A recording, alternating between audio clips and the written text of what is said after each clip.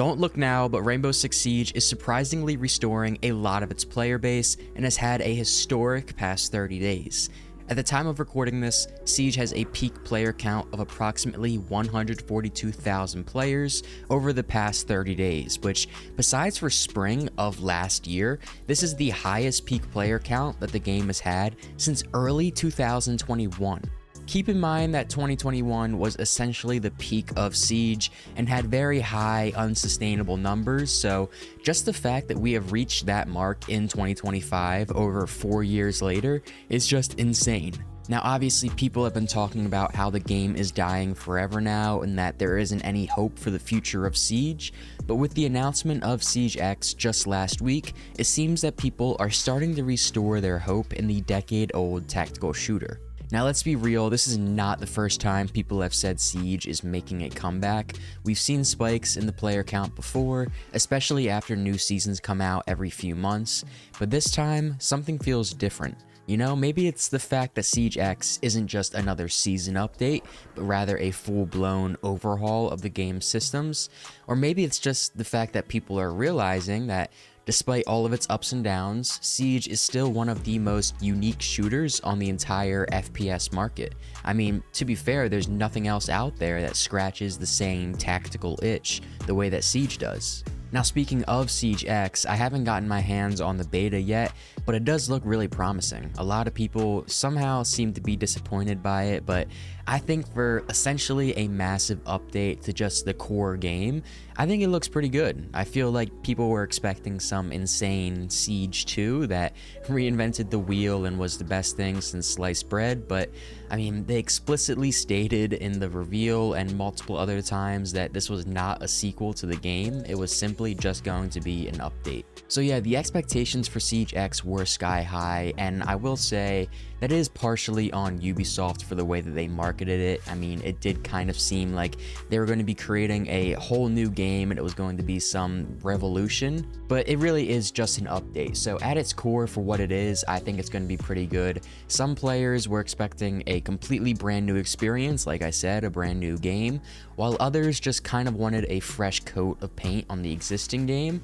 And then what it looks like we're actually going to get is somewhere in the middle of those two things, and granted, this is still the beta, so take all of that with a grain of salt. But yeah, I mean, the core mechanics remain completely untouched. The visual improvements and gameplay refinements are completely undeniable. It's almost like Siege X is an attempt to future-proof the game, you know, like a complete modernization, just enough to keep it relevant for years to come, without completely severing off the existing player base. And let's be honest, as much as we love to complain about Ubisoft, this approach makes sense, so we have to give them their flowers. Ubisoft seems to get caught with their pants down over these past couple of years at least, because they aren't able to keep up with the market demands and the changing technological landscape, but this time it seems like they're on top of it, so good for them. Yeah, I mean, the graphics look good. From what I hear, the audio is an insane night and day difference, and I think that, you know, it's a step in the right direction, if nothing else. One thing that I will agree on in terms of critique is that they have only overhauled and updated like 5 or so maps, which I think is a bit disappointing for 3 years of development.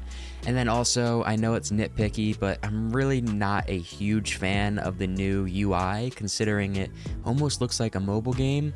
And believe it or not, for some reason this UI change is actually one of the most controversial aspects of Siege X so far, if you haven't been seeing some of the player feedback. People either love it or they hate it. Most of the time it's the latter, and I can understand why. It does have that mobile game aesthetic, but at the same time, it does streamline a lot of things that, you know, used to feel clunky and outdated in the old menus.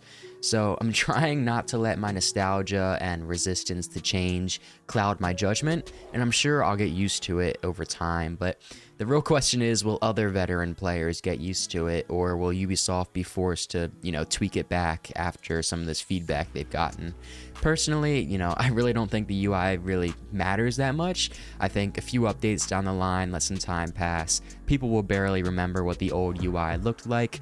That's just kind of how these things go. It's such a minuscule thing that people will complain about for a little bit and then move on because it really doesn't affect any gameplay aspects.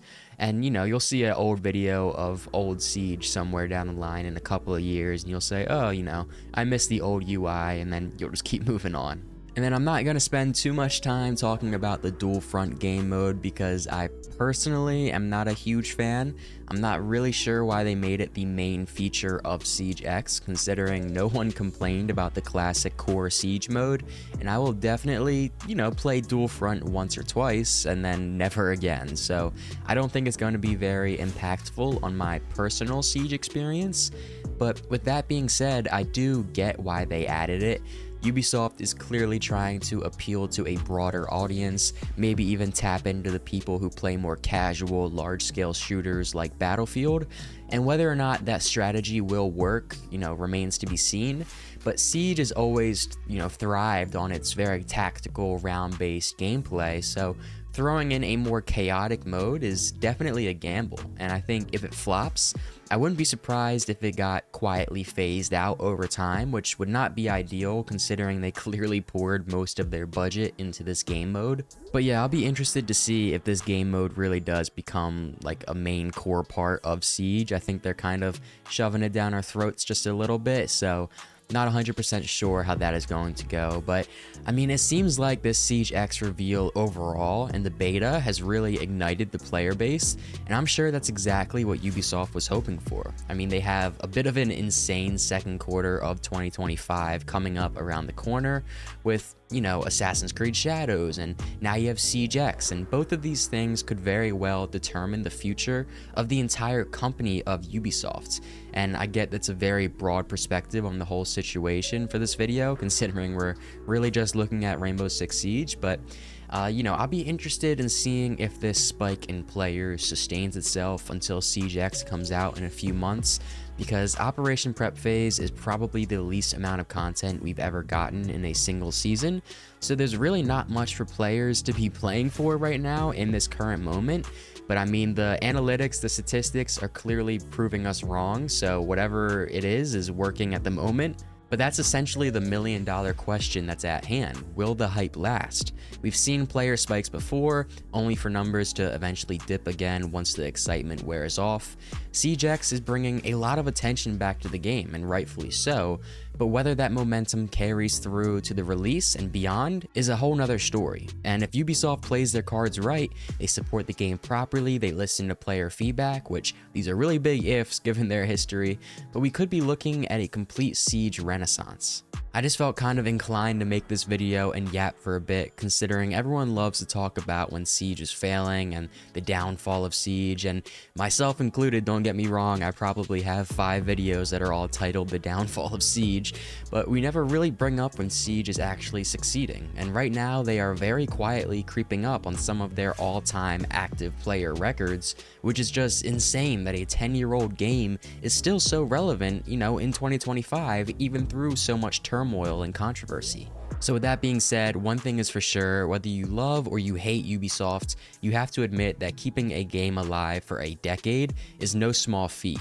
You know, so many live service games have come and gone, while Siege has really remained standing through thick and thin, and the fact that we're still here discussing its future in 2025 is nothing short of incredible. So maybe it really is the comeback we've been waiting for. Siege is in a pretty good spot right now regardless, so definitely a lot of optimism for the future, which is a change of scenery considering how pessimistic it's been for years now. But like I said, just wanted to make a quick video talking about it. Let me know what you guys think about the current state of Siege, and what are your thoughts on the future of Siege X. Besides for that, thanks so much for watching, and I'll see you all in the next one. Peace.